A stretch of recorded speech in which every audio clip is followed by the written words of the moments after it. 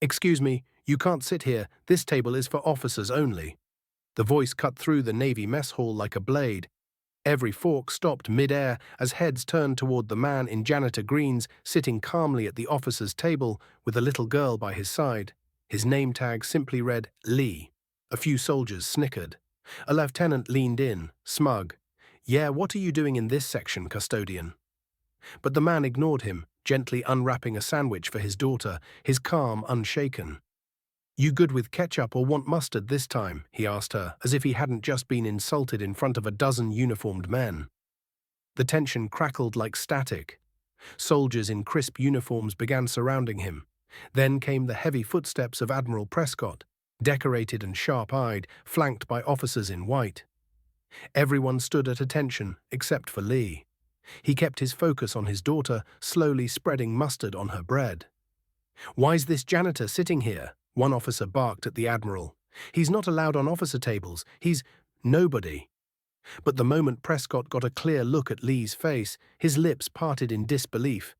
"Wait, is that—" The female officer beside him let out a gasp, her hand covering her mouth. "Oh my God!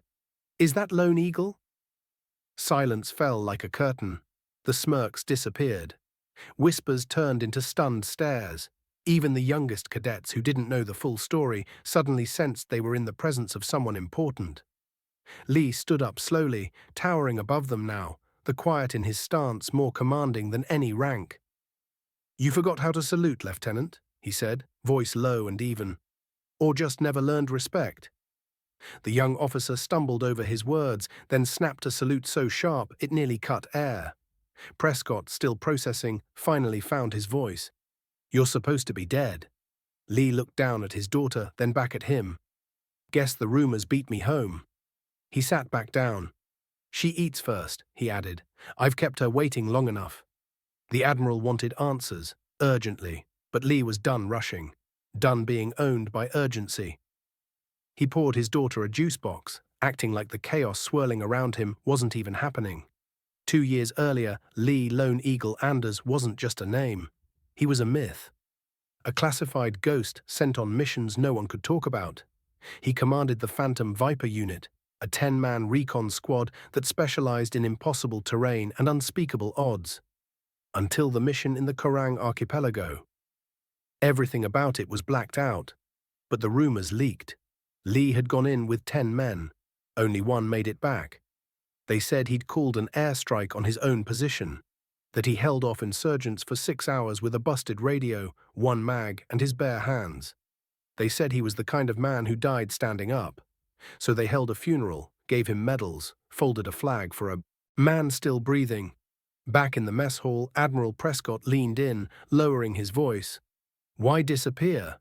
Why come back like this?" Lee answered without looking up. "Because this uniform," he said, brushing crumbs off his janitor shirt, "gets me home by 5 because she deserves a father, not a folded flag. And because I've seen what's left of men who never stop serving." Prescott frowned, still trying to reconcile the man in front of him with the legend in the files. "But you're a hero. You should have been honored." Lee finally looked up, eyes hardened. What they owe isn't another ceremony. What they owe is a reminder.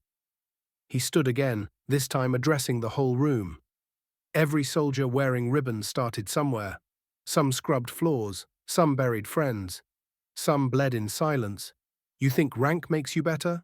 Uniforms don't define character, actions do. He looked down at his daughter. "She thinks I'm just a janitor, and I'd rather her think that than remember me only in pictures." A young cadet in the back spoke up. "Sir, was it true? What happened in Korang?" Lee nodded slowly.